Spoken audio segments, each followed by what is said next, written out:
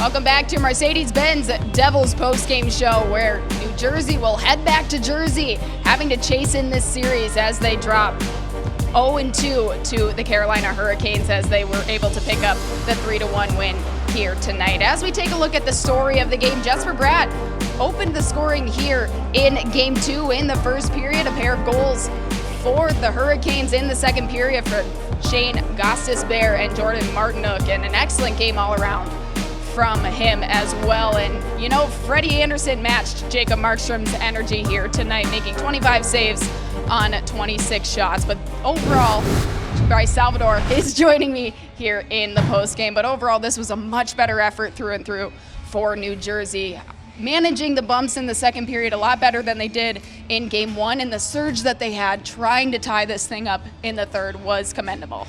It sure was, Rachel. This was an excellent effort by this team. I think everybody had written these guys off after Game 1. Didn't think they'd be able to compete. Then you have the news that you're going to be without Dylan, you're going to be without Luke Hughes. You know, that they had no chance tonight. And wow, did they come out. They played with heart. They played with, you know, character. And, you know, there's no moral victories. I understand that, especially in the playoffs. But you're going to be able to take this game now back home to the Rock and know that you are closer than a lot of people think that you are in terms of being able to do damage in this series. And so everyone knows that Carolina has struggled on the road. And I bet you Carolina, after the way the Devils played tonight, they're thinking, hey, wow, we got our hands full here. This isn't a sweep of any sort of a series. So this was a tremendous effort by the Devils. They're going to be upset. Don't get me wrong. You're not happy with the loss, but you're happy with the way that you played. Well, you could see the disappointment on their face when they tanned to the bench after they were able to score that empty net goal. But nonetheless, like you mentioned, so many bright spots throughout this game that they're going to be able to bring back home. And we know that Brendan Dillon and Luke Hughes were also not in the lineup tonight. So Dennis Cholowski and Shimon Nemitz had to fill in those gaps on the blue line. As we take a look at all these guys' time on ice, Dougie Hamilton led the way, 1 second shy of 24 minutes. And Shimon Nemitz, look at that, nearly 15 minutes as well. So playing a lot more than maybe they anticipated him to play, but he really rose to the occasion and said, hey, I can own the bright lights of the playoffs. I think he was excellent. He sure was, and they got better and better, that third pairing on the back end for the Devils. We look at some of the grade A chances the Devils had down the stretch in the third period. Look, Freddie Andersen, I'm not going to lie, he surprised me so far in this series. He's made some outstanding saves. I thought this was going to be the weakness for Carolina, but boy, look at the body of work that we saw from him. Like, this was an outstanding save here that he made on Timo Meier. I think we all thought that was going into the net, and we look at Nemitz here. This is a nice pass that he's going to make to Bastian, right? That was so close down the stretch. Dano and I were standing up there in the booth, and our hearts were pounding. And look, it was a tremendous second and third period by the Devils. In second period, from the perspective of how they were able to push back, Rachel, right? You saw a strong push from Carolina at the start of that period, but the Devils were able to weather the storm. Special teams let the Devils down again in 2 games now, so that's going to be something I'm sure we're going to hear Sheldon Keefe talk about. Needs to be much better in Game 3. Yeah, absolutely. We're not able to cash in on the power play, but the penalty kill was a bright spot once again for New Jersey here tonight, and a lot of great things that they're going to bring back to Jersey. Series now heads back to New Jersey, where the Devils were 2-0 against Carolina this year. Hurricanes struggled on the road this season. Devils have been much better at home against Carolina historically in the playoffs than they have been down here on the road.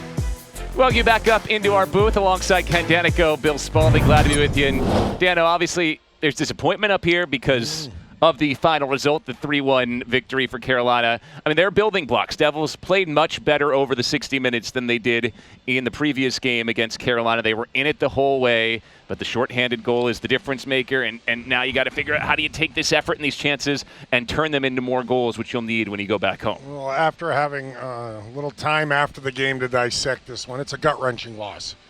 Devils played so much better. That's another reason it hurts even more, because they got the opening goal. We talked about the importance of that first goal.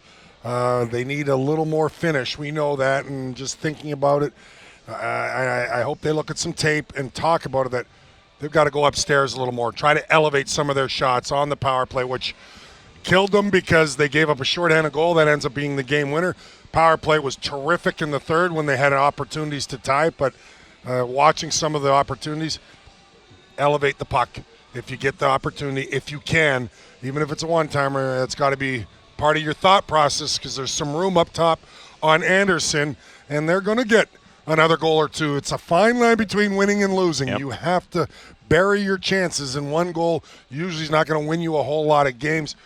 But overall, this was a playoff game. This was playoff hockey. This was determination from the Devils. They played their hearts out. It was a relatively evenly played game. In fact, I thought the Devils had the better of it for more than the Canes. It was pretty close overall. The result, no, the Canes got it done. They're an experienced team, a good team that knows what they need to do throughout a hockey game, and they had that great surge for 5 minutes. That was enough, where they scored 2 goals in the second period, and Freddie Andersen made some key timely saves. So the Devils got to just figure out how to find a little more offense here. I loved watching them play tonight, though, because that was effort with a depleted lineup and a lot of injuries. As we pivot back to New Jersey, I think one other key area you can look for the Devils, special teams have been so important for them all year. They were the best in the league in combined special teams. Obviously, through these first 2 games, they've lost the special teams battle. Game 1, Carolina scoring on the power play. Here, Carolina, a shorthanded goal, which ended up being the game winner.